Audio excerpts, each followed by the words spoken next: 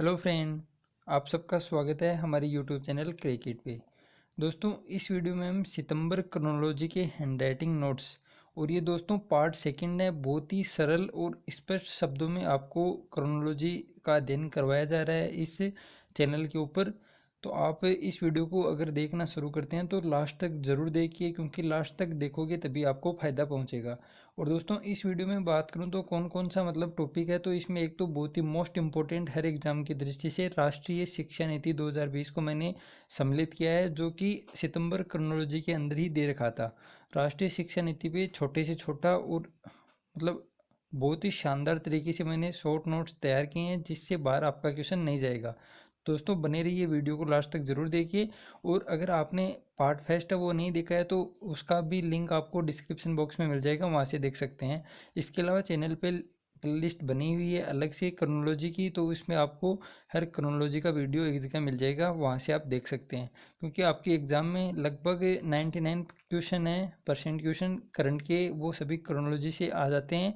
इसलिए आपके लिए बहुत ही ज़्यादा इंपॉर्टेंट रोल है ये प्ले करती है हर एग्ज़ाम के अंतर्गत। तो दोस्तों, शुरू करते हैं आज का वीडियो। तो ये देखिए, आज का आर्थिक परिदृश्य से हम शुरू करते हैं, क्योंकि हमने राष्ट्रीय परिदृश्य और अंतर्राष्ट्रीय परिदृश्य है वो पार्ट फर्स्ट में कर लिया था। तो अब आता है आर्थिक परिदृश्य। आर्थिक परिदृश्य में सबसे पहला है पारदर्शी कराधान ईमानदार का सम्मान मंच शुरू। देश के ईमानदार करदाताओं को प्रोत्साहित करने के लिए दोस्तों ये एक मंच शुरू किया गया है। ईमानदार करदाताओं को प्रोत्साहित करने के लिए क्या नाम है? पारदर्शी कराधान ईमानदार का सम्मान। पारदर्शी कराधान और ईमानदार का सम्मान मंच शुरू है देश के ईमानदार करदाताओं को प्रोत्साहित करने के लिए। अब कोविड-19 की वजह से राजकोषीय घाटे में हुई अप्रत्याशित वृद्धि। कोविड-19 की वजह से आप सबको पता है कि लगभग मार्च के लास्ट में ही लॉकडाउन लगाया था और वो लगभग जून तक चला था। तो अप्रैल से जून जो पहली तिमाही होती है हर वर्ष की, आप सबको पता होगा कि जो बजट वर्ष होता है वो 1 अप्रैल से शुरू होकर 31 मार्च तक होता है। तो इस बजट वर्ष की पहली तिमाही अप्रैल से जून है वो लॉकडाउन में गुजरी थी पूरी। तो सभी काम धंधे वो बंद थे। तो इस वजह से राजकोषीय घाटे में हुई बहुत ही अप्रत्याशित वृद्धि है। और वृद्धि कितनी हुई? 6.62 लाख करोड़ रुपए की। पहली तिमाही में राजकोषीय घाटे में 6.62 लाख करोड़ रुपए। और यह पूरे वित्त वर्ष 2020 वित्त वर्ष 21 में जो कुल राजकोषीय घाटा था, अनुमान लगाया गया था बजट के अंतर्गत कि 7.96 लाख करोड़ रुपए का जो राजकोषीय घाटा होगा, उसका लगभग 83% तो सिर्फ पहली तिमाही में ही घाटा हो गया है। और कुल राजकोषीय घाटे का लक्ष्य रखा गया था बजट के अंतर्गत कि जीडीपी का 3.5% हम राजकोषीय घाटा को रखेंगे, लेकिन इसका 83% वो पहली तिमाही में ही खर्च हो चुका है। अब बात करते हैं दोस्तों अगला चीज़ की कि भारत और श्रीलंका के मध्य मुद्रा विनिमय समझौता हुआ है। भारत और श्रीलंका के मध्य मुद्रा विनिमय समझौता, और इस समझौते में 400 मिलियन अमेरिकी डॉलर का मुद्रा विनिमय समझौता है। आरबीआई ने यह सुविधा सार्क मुद्रा अदला बदली फ्रेमवर्क के तहत दी है। ये सुविधा आरबीआई ने कौन से फ्रेमवर्क के तहत दी है? सार्क मुद्रा अदला बदली फ्रेमवर्क के तहत दी है। और 400 मिलियन अमेरिकी डॉलर का मुद्रा विनिमय समझौता हुआ है।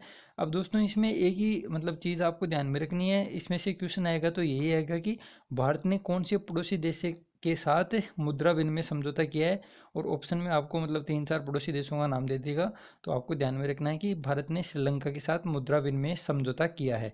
और राजकोषीय घाटा है 3.5% का लक्ष्य रखा था, लेकिन कुल लक्ष्य का या कुल राजकोषीय घाटे का लगभग 83% है वो पहली तिमाही में खर्च हो गया है, 6.62 लाख करोड़ रुपए।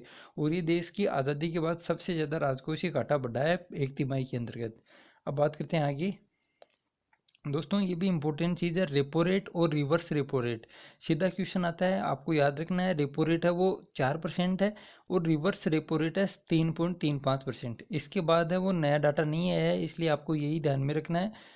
रेपो रेट है जिसपे आरबीआई से दूसरे बैंक उधार लेते हैं, वो तो रेपो रेट होती है। और आरबीआई को अगर पैसों की ज़रूरत होती है और वो दूसरे बैंकों से उधार लेती है तो वो होती है रिवर्स रेपो रेट, वो है 3.35%। तो ये दोनों चीज़ें आपको ध्यान में रखनी है। रेपो रेट है 4% और रिवर्स रेपो रेट है 3.35%। अब बात करते हैं दोस्तों भारत की नई शिक्षा नीति 2020 की। ये दोस्तों आपको मैंने विस्तार से बताया है और एकदम शॉर्ट और स्वीट तरीके से आपको समझाने की कोशिश की है।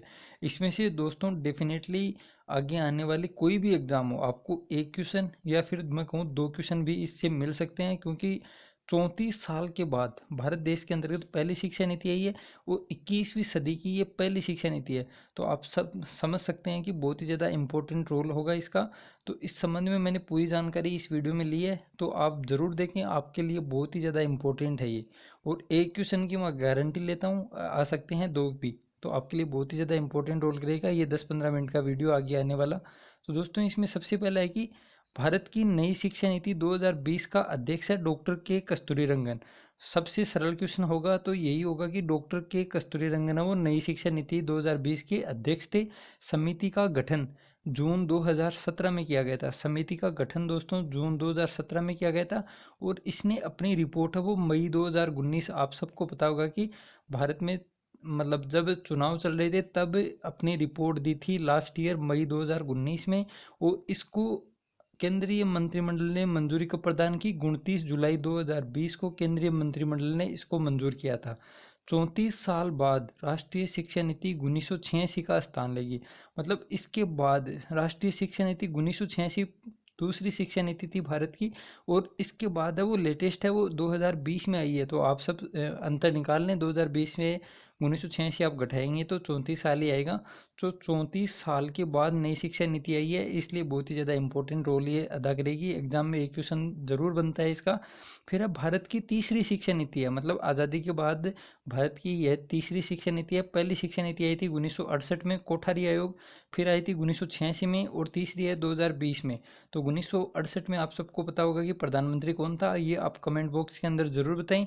86 में राजीव गांधी थे, और 2020 में तो आप सबको पता होगा। तो दोस्तों, मैं बता देता हूँ आपको कि 1968 में प्रधानमंत्री वो इंदिरा गांधी जी थी, और 86 में हो गया राजीव गांधी जी, और लास्ट में अभी 20 का आपको पता ही है। फिर 21वीं सदी की पहली शिक्षा नीति है। नई शिक्षा नीति भारत के 2015 में अपनाई गई सतत विकास लक्ष्य SDG 2030 के अनुकूल है। दोस्तों, SDG का मतलब है सस्टेनेबल डेवलपमेंट गोल, मतलब सतत विकास लक्ष्य 2030 के तहत, मतलब 15 सालों में सतत विकास लक्ष्य हैं वो हासिल करने हैं। भारत देश के द्वारा 2015 में ये अपनाए गए थे। तो इसके अनुकूल है भारत की नई शिक्षा नीति। नई शिक्षा नीति के तहत शिक्षा पर खर्च है वो GDP का 6% होगा। मतलब नई शिक्षा नीति 2020 के तहत है वो शिक्षा पर खर्च GDP का 6% करना होगा। कोठारी आयोग ने सबसे पहले शिक्षा नीति में ये अनुशंसा की थी, लेकिन अब तक लागू नहीं हुआ, क्योंकि आप सबको पता होगा कि वर्तमान में भी भारत में शायद 3% के आसपास ही GDP का खर्च होता है शिक्षा और स्वास्थ्य पर। तो बहुत ही दयनीय स्थिति है शिक्षा की। तो इसलिए 6% GDP का खर्च करना होगा, ये इसमें नई शिक्षा नीति में प्रावधान किया गया है। अब इसको लागू करते हैं या नहीं करते हैं, या आगे आने वाले समय में आपको पता चल जाएगा। अब इसमें है कि मानव संसाधन विकास मंत्रालय का नाम बदलकर शिक्षा मंत्रालय कर दिया गया है। मतलब दोस्तों, पहले शिक्षा मंत्रालय नाम था, 1985 में इसका नाम बदल के मानव संसाधन विकास मंत्रालय कर दिया, और अब 2020 में इसका नाम वापस चेंज कर दिया, मानव संसाधन विकास मंत्रालय से वापस चेंज करके शिक्षा मंत्रालय कर दिया। और आप सबको पता होगा कि मानव संसाधन विकास मंत्रालय का जो मंत्री है वो रमेश पोखरियाल निशंक हैं, आप सबको याद भी होगा, रमेश पोखरियाल निशंक। अगर कोई ऐसा क्वेश्चन आए तो आपको याद रखना है, ध्यान में रखना है, आ सकता है क्योंकि नई शिक्षा नीति के संबंध में रिलेटेड है ये चीज़। अब बात करते हैं कि इस नई शिक्षा नीति के मुख्य बिंदु कौन कौन से थे। तो दोस्तों, जैसे वर्तमान में 10+2 चल रहा है कि 10वीं और 10वीं के बाद 2 12वीं, तो इसके स्थान पर अब नई शिक्षा नीति में 5+3+3+4 को अपनाया गया है। मतलब फाउंडेशन स्टेज आयु होगी इसमें बच्चे की 3 से 8 वर्ष, और कक्षा स्तर होगा आंगनवाड़ी या नर्सरी या फिर प्री प्राइमरी। मतलब LKG UKG जैसे इंग्लिश मीडियम में वर्तमान में होते हैं, LKG UKG प्रेप, फिर फर्स्ट आता है, फिर सेकंड आता है। तो ये 5 क्लास हैं वो अब वर्तमान में सभी स्कूलों में आपको देखने को मिलेगी। फिर आता है प्री पेटरी, चरण का नाम रखा है प्री पेटरी। 8 से 11 वर्ष का मतलब आयु होगी, और कक्षा 3 से 5 तक अध्ययन करेगा। फिर आता है मध्यम स्तर, और लास्ट में है अंतिम स्तर। मध्यम स्तर में आयु हो जाएगी 11 से 14 वर्ष, और अंतिम में हो जाएगी 14 से 18 वर्ष। और मध्यम स्तर में कक्षा होगी 6 से 8, और अंतिम स्तर में हो जाएगी 9 से 12। तो दोस्तों, आपको ये चरण के नाम फाउंडेशन स्टेज, प्री प्रेटरी और मध्यम स्तर, अंतिम स्तर, और इसकी आयु और कौन कौन सी कक्षाएं होंगी ये सब ध्यान में रखना है। कोई भी क्वेश्चन आ सकता है। अब इसमें अगर क्वेश्चन सरल बनाएगा तो सीधा आपको देख पूछ लेगा, या फिर 10+2 के स्थान पर किस पद्धति को अपनाया गया है। अगर हार्ड बनाने की कोशिश करेगा तो आपको सत्य और असत्य कथन में से पूछेगा, और जो बहुत ही मतलब हार्ड क्वेश्चन होते हैं, आप सबको पता है, अगर आपको वृहत नॉलेज होगा तभी वो क्वेश्चन आपका सही हो पाएगा। अब बात करते हैं दोस्तों की एक नई चीज़ है इसमें, ECCE, yearly childhood care and education, इसकी फुल फॉर्म है शिक्षकों को प्रशिक्षण NCERT द्वारा दिया जाएगा। मतलब जो फाउंडेशन स्टेज में जो बच्चे पढ़ेंगे, तो ECCE इनको शॉर्ट फॉर्म है yearly childhood care and education.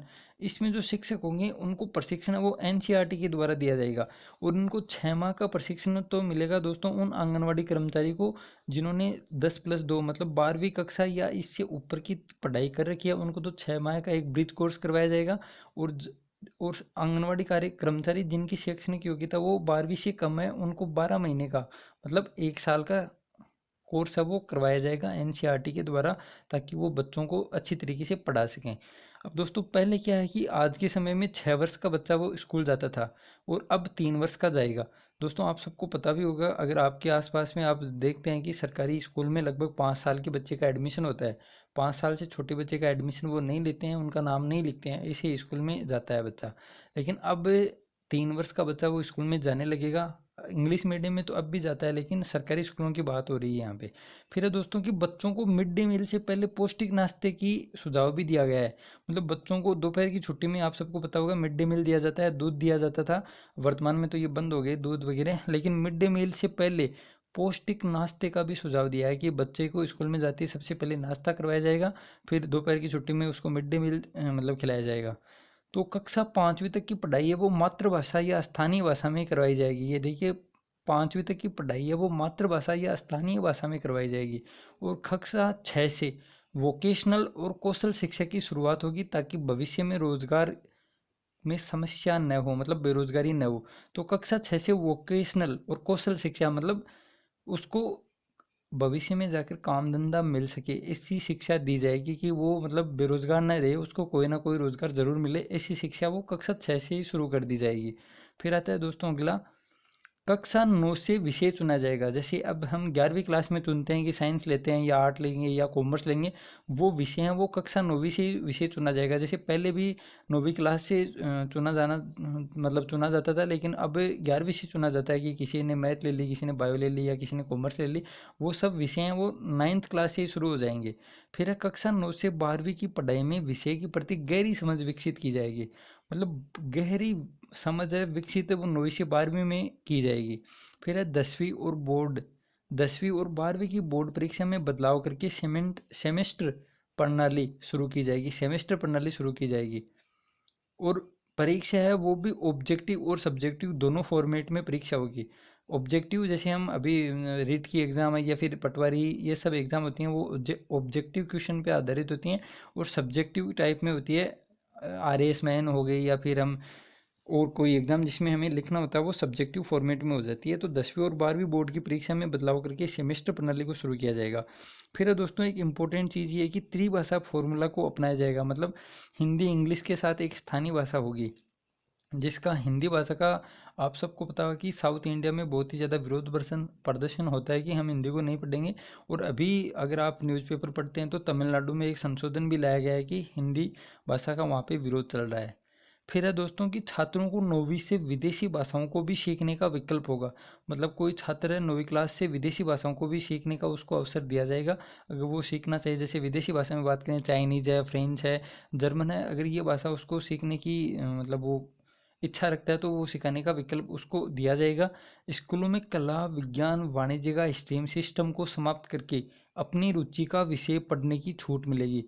मतलब वर्तमान समय में जो धारा चल रही है कि बच्चा वो या तो आर्ट लेगा या फिर साइंस लेगा या कॉमर्स लेगा, तो ये स्ट्रीम सिस्टम को समाप्त कर दिया जाएगा, और बच्चा अपनी रुचि का विषय पढ़ने की छूट इसमें मिलेगी। मतलब वो आर्ट, अगर उसके आर्ट वर्तमान में जैसे आर्ट लेता है तो उसके स्ट्री ये चलते हैं, लेकिन अब आगे आने वाले समय में ये नई शिक्षा नीति जैसे पूर्णतया लागू हो जाएगी, तब बच्चा इतिहास के साथ साथ गणित भी पढ़ेगा, और इतिहास के साथ साथ अगर वो पढ़ना चाहे तो बायोलॉजी भी पढ़ सकेगा। मतलब अपनी पसंद का विषय है उसको पढ़ने की छूट दी जाएगी। फिर बात करते हैं रिपोर्ट कार्ड की। मतलब उसका जो अभी हम बात करें प्रगति पत्र की या मार्कशीट की, तो उसमें वर्तमान समय में तो सिर्फ परसेंट दिए जाते हैं कि इसके 90% है, इसके 80% है, या इसके 55 है, या फिर इसके 99 है। वर्तमान में तो 100 में से 100 भी आते हैं, आप सबको पता होगा। लेकिन अब आगे आने वाली इस नई शिक्षा नीति के तहत क्या किया गया है कि छात्र के व्यवहार और अन्य पाठ्य सहगामी क्रियाओं तथा मानसिक क्षमताओं के आधार पर 360 डिग्री असेसमेंट तैयार किया जाएगा, जिसमें छात्र स्वयं, शिक्षक एवं सहपाठी उसका आकलन करेंगे। मतलब छात्र का कैसा व्यवहार है अन्य पाठ्य सहगमय क्रियाओं में। जैसे मैं बात करूँ पाठ्य सहगमय क्रियाएं, जैसे खेलना हो गया, या स्कूल में जैसे वृक्षारोपण कौन सी चीज़ में मतलब क्या काम करता है वो, ये सब पाठ्य सहगमय क्रियाएं होती हैं। फिर हम मानसिक क्षमताओं के आधार पर, मानसिक क्षमता मतलब उसकी ज्ञानात्मक कौशल, जैसे वर्तमान समय में सिर्फ मानसिक क्षमताओं का ही आकलन किया जाता है। इसके आधार पर 360 डिग्री असेसमेंट मतलब आकलन तैयार किया जाएगा। अब है शिक्षक की बात करते हैं कि छात्र के बारे में हमने बात कर ली। अब है शिक्षक के बारे में क्या बात की गई है। तो नेशनल मेंटरिंग प्लान के तहत शिक्षकों का उन्नयन किया जाएगा। तो कौन सा प्लान है, national mentoring plan. National mentoring plan के तहत शिक्षकों का उन्नयन किया जाएगा। और छात्र शिक्षक अनुपात, जिसको इंग्लिश में कहते हैं पीटीआर, छात्र शिक्षक अनुपात है वो 30:1 से कम होना चाहिए। और सामाजिक आर्थिक रूप से वंचित बच्चों की अधिकता वाले क्षेत्रों के स्कूलों में यह अनुपात है वो 25:1 से कम होना चाहिए। मतलब 30 छात्र तो एक शिक्षक। और आर्थिक रूप से वंचित बच्चों की अधिकता वाले क्षेत्र, जैसे बात करूं तो आदिवासी इलाके हो गए या फिर नक्सल प्रभावित क्षेत्र है, तो इन क्षेत्रों में 25 छात्रों पर एक टीचर तो होना ही चाहिए या इससे भी कम होना चाहिए। फिर है संविदा शिक्षक रखने की बजाय नियमित शिक्षकों की भर्ती पर जोर दिया जाए। तो दोस्तों जो संविदा शिक्षक रखने की बजाय है नियमित शिक्षकों की भर्ती पर जोर दिया जाए, ये एक अलग से कमेटी की सिफारिश है, JS वर्मा कमेटी की सिफारिश पे ये मतलब इसमें दिया गया है कथन कि संविदा शिक्षक रखने की बजाय नियमित शिक्षकों की भर्ती पर जोर दिया जाए। यह है JS वर्मा कमेटी। मतलब संविदा शिक्षक ये हो गए कि अनुबंधन के तहत किया जाता है ना, कि 1 वर्ष के लिए पढ़ा दो या 2 वर्ष के लिए किया जाता है। तो वो संविदा पर न रखकर पूर्णतः नियमित शिक्षक की भर्ती पर जोर देने की बात इसमें की गई है। JS वर्मा कमेटी की सिफारिश के आधार पर यह बात इसमें शामिल की गई है। अब बात करते हैं दोस्तों उच्च शिक्षा की। अब दोस्तों जैसे वर्तमान समय में ये काम चल रहा है कि जैसे 12वीं क्लास की पढ़ाई कर ली तो आपको 12वीं तक की मार्कशीट है वो मिल जाती है। उसके बाद बच्चा वो कॉलेज में एडमिशन लेता है। ग्रेजुएशन में पहले वर्ष मान लो उसने पढ़ाई कर ली और दूसरे वर्ष में उसका किसी भर्ती में चयन हो गया, मान लो आर्मी में लग जाता है या फिर एयरफोर्स में चयन हो जाता है, तो उसकी 1 साल की पढ़ाई है वो व्यर्थ ही चली जाती है, क्योंकि दूसरे वर्ष उसको एग्ज़ाम देने का टाइम नहीं मिल पाता है। तो उसी प्रकार अब उच्च शिक्षा के अंतर्गत ये संशोधन कर दिया गया है। अगर कोई बच्चा 1 वर्ष की पढ़ाई करेगा तो उसको सर्टिफिकेट दिया जाएगा, 2 वर्ष की पढ़ाई करेगा तो डिप्लोमा दिया जाएगा, और 3 या 4 वर्ष की पढ़ाई पर उसको डिग्री दी जाएगी। मतलब ग्रेजुएशन की डिग्री है वो 3 या 4 वर्ष की पढ़ाई पर दी जाएगी। और 1 वर्ष अगर उसने, मैं बात करूँ मतलब 13वीं मान लो आप, या ये मान लो कि BSc फर्स्ट ईयर अगर उसने पास कर ली तो उसको सर्टिफिकेट दिया जाएगा, और सेकेंड ईयर पास कर ली तो डिप्लोमा दिया जाएगा, और पूरी हो जाएगी तो डिग्री मिल जाएगी उसको। और 3 वर्ष की स्नातक की डिग्री उनके लिए जिन्हें हायर एजुकेशन में नहीं जाना है। मतलब डिग्री भी 2 प्रकार की कर दी, 3 साल की और 4 साल की। 3 साल की तो उसके बच्चे के लिए है जिसे हायर एजुकेशन में नहीं जाना है, मतलब डिग्री के आगे उसको नहीं पढ़ना है। जैसे डिग्री किस लिए चाहिए, जैसे RS की एग्ज़ाम देनी है या फिर IS की एग्ज़ाम देनी है या फिर SSC में भी किसी एग्ज़ाम में ग्रेजुएशन मांगा जाता है। तो ग्रेजुएशन मतलब सिर्फ नौकरी करने के लिए उसको डिग्री चाहिए, तो उसको तो होगी 3 वर्ष की। और जिसको शोध अध्ययन करने वालों के लिए डिग्री वो 4 साल की होगी, मतलब PhD या फिर आगे और अध्ययन करने के लिए डिग्री वो 4 साल की होगी। फिर है PG। PG मतलब पोस्ट ग्रेजुएट। PG में भी 1 वर्ष पढ़ाई छोड़ने का विकल्प होगा, मतलब 1 साल पढ़ लिया उसके बाद अगर पढ़ाई छोड़ दी तो उसको भी सर्टिफिकेट या डिप्लोमा दिया जाएगा। फिर अब 5 वर्ष का संयुक्त ग्रेजुएट मास्टर कोर्स लाया जाएगा। जैसे वर्तमान समय में चल रहा है ग्रेजुएशन 3 साल की और पोस्ट ग्रेजुएशन है वो 2 साल की, उसी प्रकार बाद में भी चलेंगे। मतलब 3-4 तरीके से पढ़ाई होगी, आपकी जो इच्छा है वैसे आप पढ़ सकते हैं। जैसे वर्तमान समय में भी चल रहा है, आप सबको पता होगा कि BSc है वो 3 साल की होती है, B.Ed है वो बाद में 2 साल की होती है। अगर कोई बच्चा BSc B.Ed साथ में करता है तो उसके लिए 4 साल की होती है। तो इसी प्रकार बाद में भी सिस्टम ऐसा हो जाएगा। फिर है दोस्तों एक कॉमन एडमिशन टेस्ट CAT। उच्च शिक्षण संस्थानों में प्रवेश के लिए एक कॉमन एग्जाम राष्ट्रीय परीक्षा एजेंसी कराएगी। मतलब उच्च शिक्षण संस्थानों में प्रवेश के लिए एक कॉमन एग्जाम होगा जो सभी विश्वविद्यालयों के लिए एक ही एग्जाम होगा। इसी एग्जाम के आधार पर सभी विश्वविद्यालयों में चयन हो जाएगा। कौन, कॉमन एडमिशन टेस्ट, जिसको कौन सी एजेंसी कराएगी, राष्ट्रीय परीक्षा एजेंसी। अब बात करते हैं आगे, यूजीसी, एनसीटीई और एसीटीई को समाप्त करके एक रेगुलेटरी बॉडी बनाई जाएगी। मतलब ये तीन चीज़ें हैं, इन तीन क्षेत्रों को या ये कहें कि इन तीन बॉडियों को हटा दिया जाएगा या समाप्त करके एक ही रेगुलेटरी बॉडी बना दी जाएगी।